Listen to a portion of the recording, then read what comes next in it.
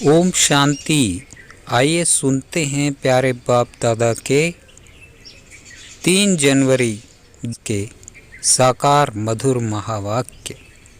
मीठे बच्चे, ये सृष्टि व जमाना दुख का है, इससे नष्टो मोहा बनो।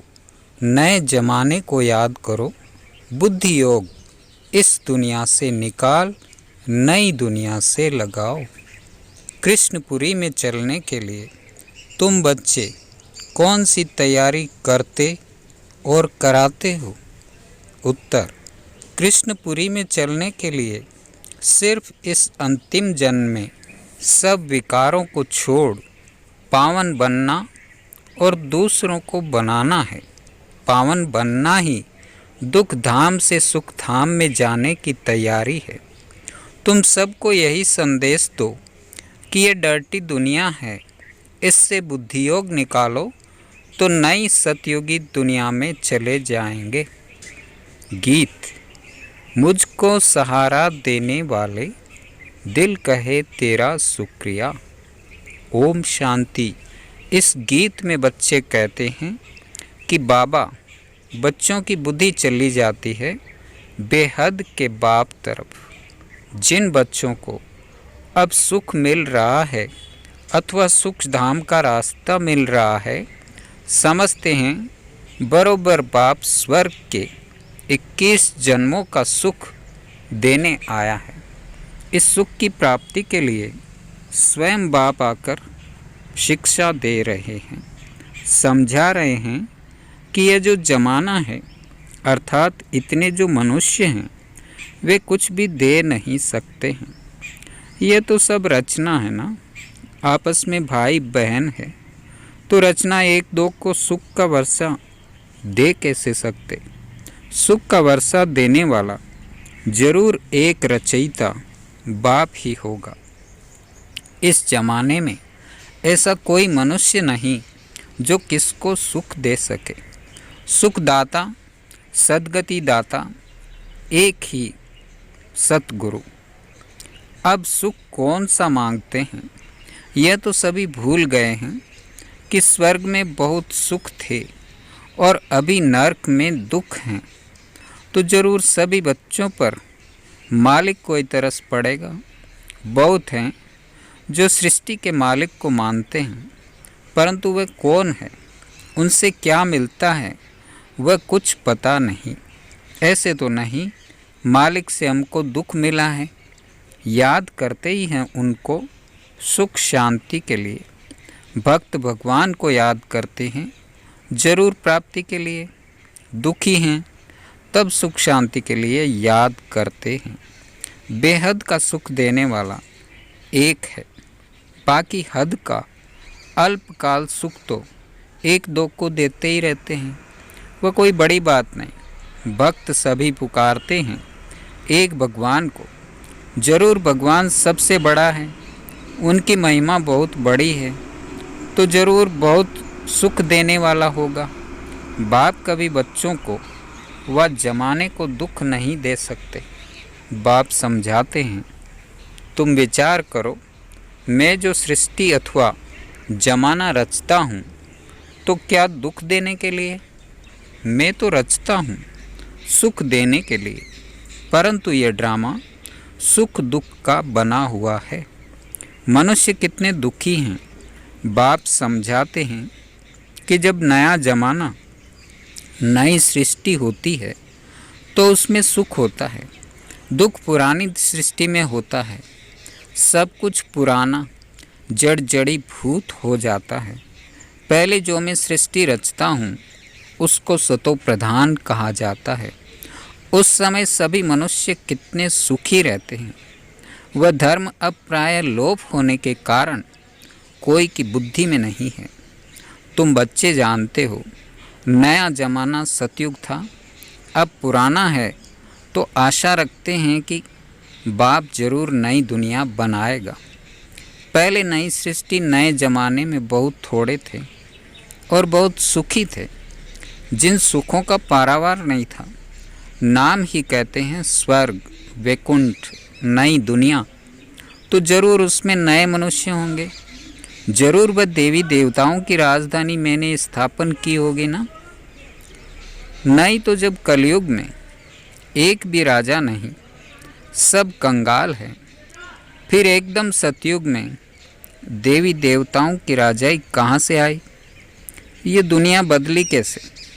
परंतु सभी की बुद्धि इतनी मारी हुई है जो कुछ भी समझते नहीं हैं। बाप आकर बच्चों को समझाते हैं। मनुष्य मालिक पर दोष धरते हैं कि वही सुख दुख देते हैं, परंतु ईश्वर को तो याद ही करते हैं कि आकर हमको सुख शांति दो, स्वीट होम में ले चलो। फिर पाठ में तो जरूर भेजेंगे ना। कलयुग के बाद फिर सतयुग जरूर आना है। मनुष्य तो रावण की मत पर है, श्रेष्ठ मत तो है ही श्रीमत। बाप कहते हैं मैं सहज राजयोग सिखाता हूँ, मैं कोई गीता का श्लोक आदि नहीं गाता हूँ जो तुम गाते हो। क्या बाप बेट गीता सिखाएंगे? मैं तो सहज राजयोग सिखाता हूँ। स्कूल में गीत कविताएं सुनाई जाती है क्या? स्कूल में तो पढ़ाया जाता है। बाप भी कहते हैं तुम बच्चों को मैं पढ़ा रहा हूँ, राजयोग सिखला रहा हूँ। मेरे साथ और कोई का भी योग नहीं है, सब मेरे को भूल गए हैं। ये भूलना भी ड्रामा में नूंद है। मैं आकर फिर याद दिलाता हूँ, मैं तो तुम्हारा बाप हूँ। मानते भी हो इनकारपोरियल गॉड है, तो उनके तुम भी इनकारपोरियल बच्चे हो, निराकार आत्माएं। तुम फिर यहाँ आते हो पाठ बजाने। सभी निराकार आत्माओं का निवास स्थान निराकारी दुनिया है जो ऊंचते ऊंच है। ये साकारी दुनिया, फिर आकारी दुनिया और वह निराकारी दुनिया सबसे ऊपर तीसरे तबके पर है। बाप सम्मुख बैठ बच्चों को समझाते हैं हम भी वहाँ के रहने वाले हैं। जब नई दुनिया थी तो वहाँ एक धर्म था जिसको हेवन कहा जाता है। बाप को कहा ही जाता है हेवनली गॉड फादर। कलयुग है कंसपुरी, सतयुग है कृष्णपुरी। तो पूछना चाहिए अब तुम कृष्णपुरी चलेंगे? अगर तुम कृष्णपुरी चलने चाहते हो तो पवित्र बनो। जैसे हम तैयारी कर रहे हैं दुखधाम से सुखधाम में चलने की, ऐसे तुम भी करो। उसके लिए विकार जरूर छोड़ने पड़ेंगे। ये सब का अंतिम जन्म है, सभी को वापस जाना है। क्या तुम भूल गए हो 5000 वर्ष पहले यह महाभारी लड़ाई नहीं लगी थी जिसमें सभी धर्म विनाश हुए थे और एक धर्म की स्थापना हुई थी? सतयुग में देवी देवताएं थे ना, कलयुग में नहीं है। अब तो रावण राज्य है, आसुरी मनुष्य हैं, उन्हों को फिर देवता बनाना पड़े तो उसके लिए आसुरी दुनिया में आना पड़े। वह देवी दुनिया में आएंगे, वह दोनों के संगम पर आएंगे। गाया भी हुआ है कल्प कल्प कल्प के संगम युगे युगे आता हूँ। बाप हमको ऐसे समझाते हैं, हम उनकी श्रीमत पर हैं। कहते हैं मैं गाइड बन तुम बच्चों को वापस ले जाने के लिए आया हूँ। इसलिए मुझे कालों का काल भी कहते हैं। कल्प पहले भी महाभारी लड़ाई लगी थी जिससे स्वर्ग के द्वार खुले थे, परंतु सभी तो वहाँ नहीं गए सिवाय देवी देवताओं के। बाकी सब शांति धाम में थे। मैं तो निर्वाण धाम का मालिक आया हूँ, सभी को निर्वाण धाम ले जाने।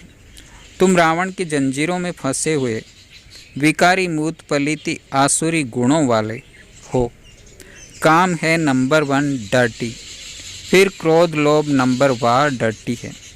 तो सारी दुनिया से नष्ट मोहा भी होना है, तब तो स्वर्ग में चलेंगे।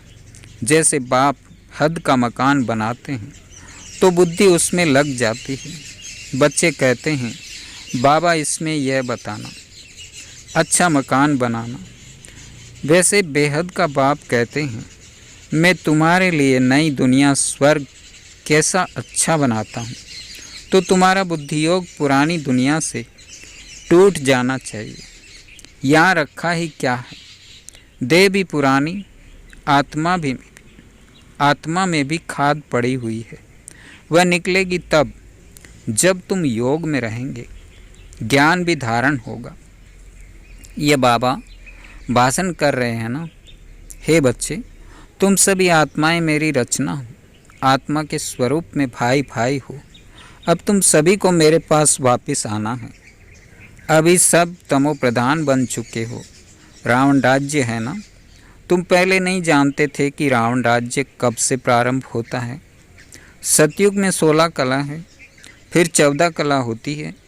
तो ऐसे नहीं एकदम 2 कला कम हो जाती, धीरे धीरे उतरते हैं। अभी तो कोई कला नहीं है, पूरा ग्रहण लगा हुआ है। अब बाप कहते हैं कि दे दान तो छूटे ग्रहण। 5 विकारों का दान दे दो और कोई पाप नहीं करो। भारतवासी रावण को जलाते हैं, जरूर रावण का राज्य है, परंतु रावण राज्य किसको कहते हैं, राम राज्य किसको कहते हैं, यह भी नहीं जानते। कहते हैं राम राज्य हो, नया भारत हो, परंतु एक भी नहीं जानते कि नई दुनिया, नया भारत कब होता है। सभी कब्र में सोए पड़े हैं। अब तुम बच्चों को तो सतयुगी झाड़ देखने में आ रहे हैं। यहाँ तो कोई देवता है नहीं, तो यह बाप आकर सब समझाते हैं। मात पिता तुम्हारा वही है, स्थूल में फिर यह मात पिता है। तुम मात पिता उनको गाते, सतयुग में तो ऐसे नहीं गाएंगे। वहाँ न कृपा की बात है, यहाँ मात पिता का बनकर फिर लायक भी बनना पड़ता है। बाप स्मृति दिलाते हैं, हे भारतवासी, तुम भूल गए हो तुम देवताएं कितने धनवान थे, कितने समझदार थे। अब बेसमझ बन देवाला मार दिया है। ऐसा बेसमझ माया रावण ने तुमको बनाया है, तब तो रावण को जलाते हो। दुश्मन का एफिजी बनाए उनको जलाते हैं ना। तुम बच्चों को कितनी नॉलेज मिलती है, परंतु विचार सागर मंथन नहीं करते। बुद्धि भटकती रहती है तो ऐसी ऐसी पॉइंट्स भाषण में सुनाने भूल जाते हैं, पूरा समझाते नहीं हैं। तुमको तो बाप का पैगाम देना है कि बाबा आया हुआ है, ये महाभारी लड़ाई सामने खड़ी है, सभी को वापस जाना है, स्वर्ग स्थापन हो रहा है। बाप कहते हैं देह सहित देह के सभी संबंधों को भूल मुझे याद करो। बाकी सिर्फ ऐसे नहीं कहना है कि इस्लामी बौद्धि आदि सब भाई भाई हैं। यह तो सभी देह के धर्म है ना। सभी की जो आत्माएं हैं वह बाप की संतान हैं। बाप कहते हैं ये सब देह के धर्म छोड़ माम एकम याद करो। यह बाप का मैसेज देने के लिए हम शिव जयंती मना रहे हैं। हम ब्रह्मा कुमार कुमारियाँ शिव के पोत्रे हैं। हमको उनसे स्वर्ग की राजधानी का वर्षा मिल रहा है। बाप हमको पैगाम देते हैं कि मन मना भव, इस योग अग्नि से तुम्हारे विकर्म विनाश होंगे। अशरीरी बनो। अच्छा, मीठे मीठे सिकिलदे बच्चों प्रति माता पिता बाप दादा का याद प्यार और गुड मॉर्निंग। रूहानी बाप की रूहानी बच्चों को नमस्ते। हम रूहानी बच्चों की रूहानी बाप दादा को याद प्यार गुड मॉर्निंग और नमस्ते। रात्रि क्लास। अभी तुम बच्चे स्थूल वतन, सूक्ष्म वतन और मूल वतन को अच्छी तरह समझ गए हो। सिर्फ तुम ब्राह्मण ये नॉलेज पाते हो, देवताओं को ये दरकार ही नहीं है। तुमको सारे विश्व की अब नॉलेज है। तुम पहले शूद्र वर्ण के थे, फिर ब्रह्मा कुमार बने हो, तो यह नॉलेज देते हैं जिससे तुम्हारी डीटी डिनास्टी स्थापन हो रही है। बाप आकर ब्राह्मण कुल, सूर्यवंशी चंद्रवंशी डिनास्टी स्थापन करते हैं। वह भी संगम पर स्थापना करते हैं। और धर्म वाले फट से डिनास्टी नहीं स्थापन करते हैं, उनको गुरु नहीं कहा जाता। बाप ही आकर धर्म की स्थापना करते हैं। बाप कहते हैं अब इस सिर पर फुरना है बाप की याद का, जिसे घड़ी घड़ी भूल जाते हैं। पुरुषार्थ कर धंधा आदि भी करते रहे और याद भी करते रहे। हेल्दी बनने के लिए बाप कमाई बड़ी ज़ोर से कराते हैं। इसमें सभी कुछ भुलाना पड़ता है। हम आत्मा जा रही है, प्रैक्टिस कराई जाती है। खाते हो तो क्या बाप को याद नहीं कर सकते हो? कपड़ा सिलाई करते हैं, बुद्धि योग बाप की याद में रहे। किचड़ा तो निकालना है। बाबा कहते हैं शरीर निर्वार्थ बल कोई काम करो, है बहुत सहज। समझ गए हो 84 का चक्र पूरा हुआ। अब बाप राजयोग सिखाने आए हैं। ये वर्ल्ड की हिस्ट्री ज्योग्राफी इस समय रिपीट होती है, कल पहले जैसे ही रिपीट हो रही है। रिपीटेशन का राज भी बाप ही समझाते हैं। वन गॉड वन रिलीजन भी कहते हैं ना, वहीं शांति होगी। यह है अद्वैत राज्य। द्वैत माना आसुरी रावण राज्य, वह है देवता, यह है दैत्य। आसुरी राज्य और देवी राज्य का भारत पर ही खेल बना हुआ है। भारत का आदि सनातन धर्म था, पवित्र प्रवृत्ति मार्ग था। फिर बाप आकर पवित्र प्रवृत्ति मार्ग बनाते हैं। हम सो देवता थे, फिर कला कम होती गई, हम सो शूद्र डिनाइस्टी में आए। बाप पढ़ाते ऐसे हैं जैसे टीचर लोग पढ़ाते हैं। स्टूडेंट सुनते हैं, अच्छे स्टूडेंट पूरा ध्यान देते हैं, मिस नहीं करते। ये पढ़ाई रेगुलर चाहिए। ऐसी गार्डली यूनिवर्सिटी में अब्सेंट होनी नहीं चाहिए। बाबा गुये गुये बातें सुनाते रहते हैं। अच्छा, गुड नाइट। रूहानी बच्चों को नमस्ते। धारणा के लिए मुख्य सार, देह के सब धर्मों को छोड़ अशरीरी आत्मा समझ एक बाप को याद करना है। योग और ज्ञान की धारणा से आत्मा को पावन बनाना। बाप जो नॉलेज देते हैं उस पर विचार सागर मंथन कर सबको बाप का पैगाम देना है। बुद्धि को भटकाना नहीं है। वरदान, बाप के कदम पर कदम रखते हुए परमात्म दुआएं प्राप्त करने वाले आज्ञाकारी भव। आज्ञाकारी अर्थात बाप दादा के आज्ञा रूपी कदम पर कदम रखने वाले। ऐसे आज्ञाकारी को ही सर्व संबंधों से परमात्म दुआएं मिलती है। यह भी नियम है। साधारण रीति भी कोई किसी के डायरेक्शन प्रमाण हाँ जी कहकर कार्य करते हैं तो जिसका कार्य करते उसकी दुआएं उनको जरूर मिलती है। यह तो परमात्म दुआएं हैं जो आज्ञाकारी आत्माओं को सदा डबल लाइट बना देती है। स्लोगन, दिव्यता और अलौकिकता को अपने जीवन का श्रृंगार बना लो तो साधारणता समाप्त हो जाएगी। ओम शांति।